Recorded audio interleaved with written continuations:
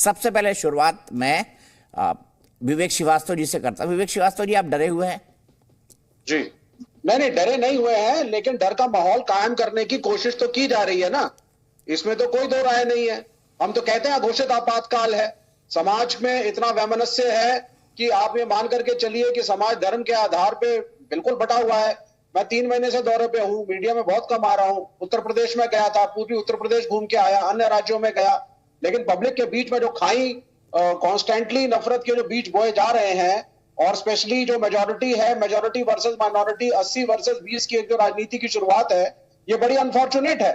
इसका हिंदुत्व और हिंदुइज्म से कोई लेना देना नहीं। गांधी से बड़े हिंदू थोड़ी ना है नरेंद्र मोदी, या गांधी से बड़े हिंदू तो आरएसएस वाले भी नहीं है। साबरमती के आश्रम में रेगुलरली भगवत गीता का पाठ होता था, और हिंदुइज्म को एक ढाल बना करके तिलक भी चले थे और गांधी भी चले थे, लेकिन उनका हिंदुइज्म इंक्लूसिव था।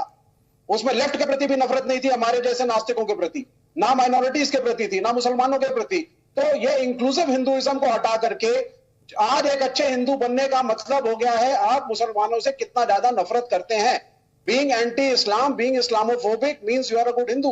तो ये सब चीजें जो हो रही हैं, और कोई जो आवाज उठाता है साहब, आप सरकारी तंत्र का प्रयोग शुरू कर देते हैं। भारतीय जनता पार्टी में जाते ही देखिए, ये आपके सामने है, चाहे वो किसी भी पार्टी का हो, पार्टी तोड़िए।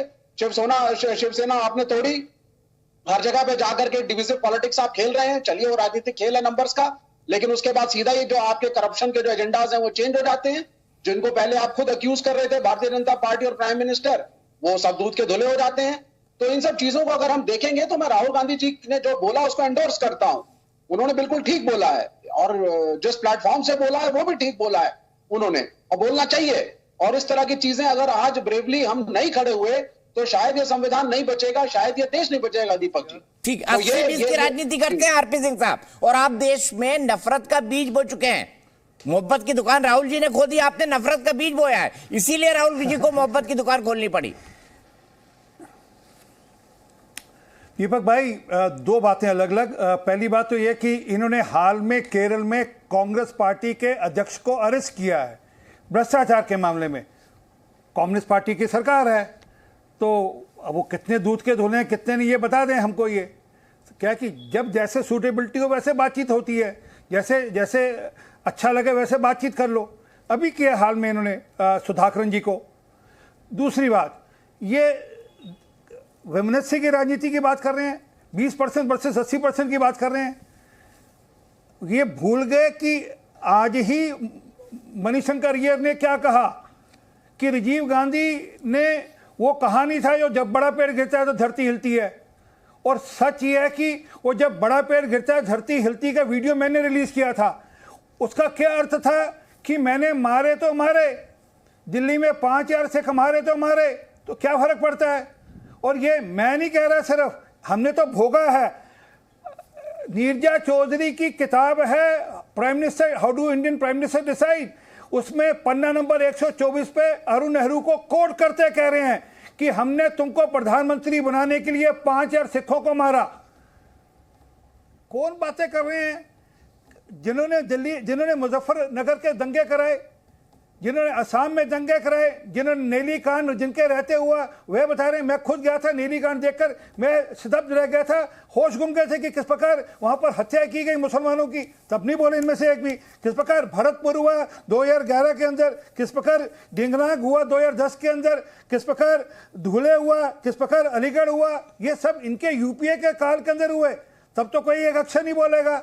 और किस प्रकार ये दंगे वो थे जहां मुसलमान मारे गए, परंतु नहीं बोलेंगे ये लोग, क्योंकि उनको सूट करता है। स्टेट स्पॉन्सर्ड तो नहीं थे ना आरपी सिंह साहब, स्टेट स्पॉन्सर्ड नहीं थे कभी, स्टेट वाज नेवर इन्वॉल्व्ड।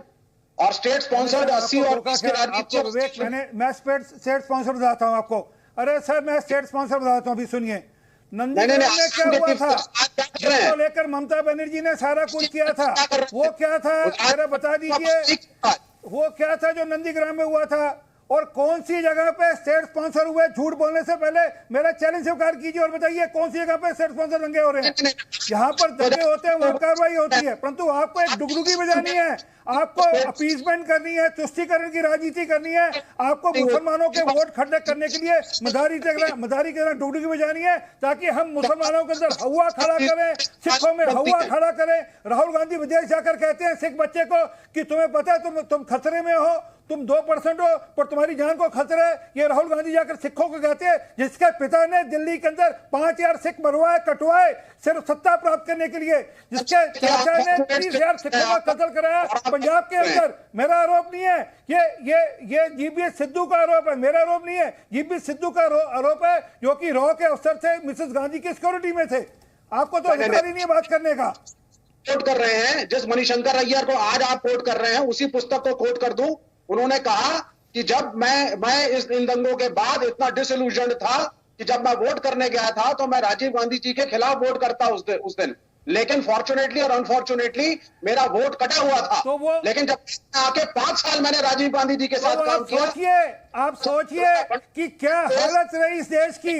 उनके खुद के नेता कह रहे हैं कि वो डिसइल्यूजन थे राजीव गांधी से, उनके खिलाफ वोट करते। क्यों खिलाफ वोट करते? क्योंकि राजीव गांधी ने कत्लेआम कराया। आपको तो शायद नाम नहीं पता होगा सतनामी बाई का, जिसके साथ 27 बार रेप हुए एक रात के अंदर, और उसका पति, उसका पिता, उसके भाई को उसके सामने कत्ल कर दिया गया। आपको अधिकार नहीं है। आपने विवेक भाई, आप चिल्लाएंगे, आप स्काइप पे जुड़े हुए हैं, आपकी आवाज कट जाएगी। सच तक गए हम लोग। आरपी सिंह साहब, अतुल लोंढे पाटिल जी मेरे साथ जुड़ गए हैं, कांग्रेस के राष्ट्रीय प्रवक्ता। अतुल जी, आप बात सुन रहे हैं आरपी सिंह जी का, क्या जवाब देंगे? और मुझे ये बताइए, क्या 2019 के चुनाव इन्होंने रिग करके जीते? देखिए दीपक जी, ये दैनिक भास्कर का न्यूज है। दैनिक भास्कर, अरे सुनो ना, क्या आप 30 साल से यही बात कर रहे हो? देखो पहले मैं क्या दिखा रहा हूं।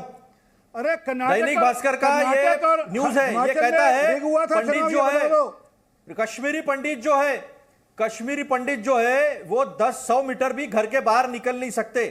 इनकी सरकार होते हुए पंडितों का जो हाल हुआ, पंडितों को जो बेघर होना पड़ा, और आज इनकी सरकार है, जो पूछा उसको घर में घुस के मारा जा रहा है। इनकी सरकार है महाराष्ट्र की। अरे सुनो ना, आप बात कर रहे थे, बात नहीं कर रहा था। सुनो ना, अरे जो चुनाव रिग हुआ उसकी बात करो पहले। तो डरते क्यों? जो चुनाव रिग हुआ क्या दीपक भाई, अगर आप बोलने दीजिए उनको, आपके बीच में नहीं बोले। आरपी सिंह साहब प्लीज बोलने दीजिए उनको।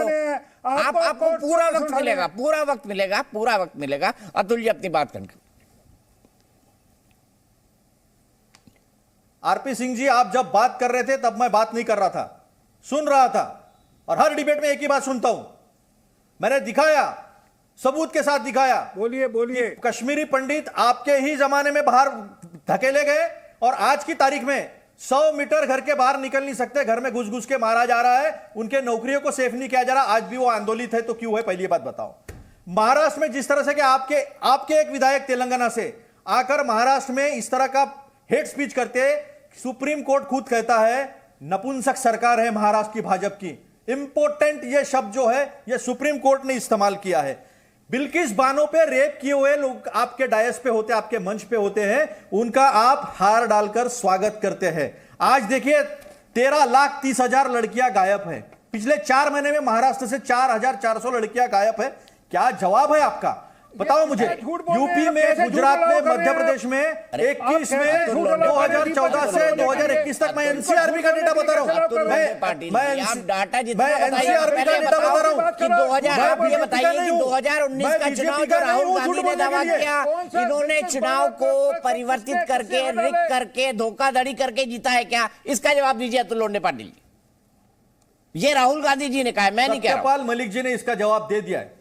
सत्यपाल मलिक जी ने इसका जवाब दे दिया है। उन्होंने कहा जो पुलवामा में इस देश के 40 जवान शहीद हुए हैं, उनके हाथ 2019 के चुनाव में खून से रंगे हुए हैं। ये मैं नहीं कह रहा, ये राहुल जी कह रहे। सत्यपाल मलिक ने, प्लीज गलत कोट मत करिए। मैंने उनका हर एक इंटरव्यू देखा है, प्लीज गलत कोट मत करिए अतुल भाई। देखिए आप कोट करिए ना, आप सुना दीजिए उन्होंने अगर ये बात कही है तो। देखिए दीपक जी, जो सच है वो सच है। सत्यपाल मलिक जी का स्टेटमेंट निकालिए। सत्यपाल मलिक जी को चुप रहने को कहा। मैंने कुछ नहीं बोला। देखिए आपके पास स्टेटमेंट होगा, मुझे दिखा दीजिए। क्यों चिल्लाते हो आरपी सिंह जी? अरे